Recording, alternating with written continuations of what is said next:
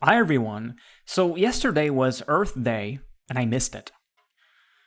So I think that it's a good moment to talk a little bit about eco-anxiety, especially experienced by children. So as you very well know, this is something that's become much more common in the last couple of years. We have started hearing a lot more about climate change on TV, and there's a lot more eco-anxiety, and especially for children, which is completely unseen in history. So I've heard a lot of stuff about that. Okay, I read some articles about the situation, and it seems to be pretty bad right now.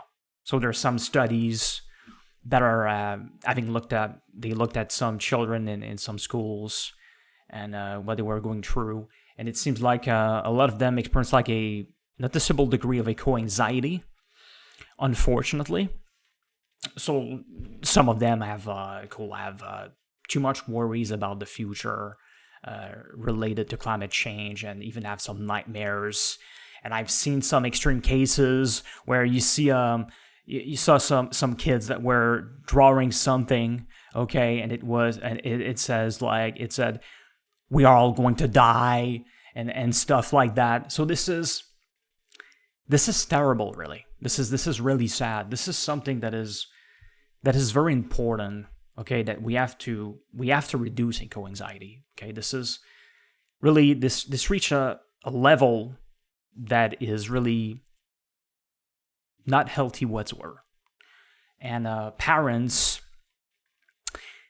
they have to wake up, because I think that they are of good intentions, but sometimes, unfortunately, what they mention to their kids related to climate change may actually not be useful enough, because what they say could end up being actually much worse. And I understand that there's some benefits into explaining to kids some stuff that could happen, okay, with climate change, but it's important to take care of the environment. But it's possible to teach them that without scaring them, okay?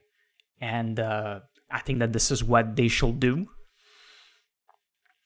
Unfortunately, it doesn't seem to be the case right now. And what's one of the reasons why this situation got much worse?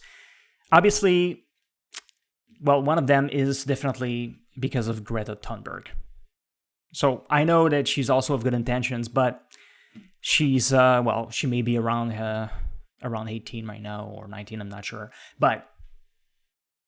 And she also looks like a kid, and she was a kid, whatever. And this is something that is going to, a lot more kids or teenagers are going to connect with her. And this will also make them have more eco-anxiety. Unfortunately, this is exactly what happened. So, like I said, it's important that we have some people to actually counter that, okay, to make sure that we reduce it. But one thing that I have to mention that is extremely important is that the thing is that if it's true, okay, it's far from certain, but let's say that a certain amount of decades from now, climate change gets so bad, okay, that it's actually true that it gets that bad, and even quick in a certain amount of decades from now. Even if I had the proof of that, okay, I wouldn't tell my kids, okay, that's the thing here, because the most important thing here is definitely to help children to learn when they are at school. That's what they should do. They shouldn't be scared of stuff like that. That it's true or not shouldn't matter. Like I said, this is terrible for their mental health, and it's not going to help them to learn. Okay, this is a terrible climate here to be in such a state. And this is what we are looking at. And I think that there's also even a lot more things that are definitely not healthy for kids. It doesn't matter if they're true, like I said.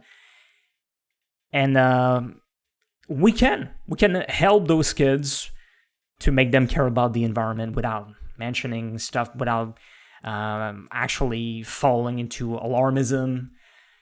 And hopefully, I think that parents, but hopefully they're going to understand that in the future and are going to take that more seriously. And I do support you, but you don't really understand what you're doing to those kids right now. And I think that it's time to take this topic of eco-anxiety, and especially for children, much more seriously. So thanks for watching, and see you in another video.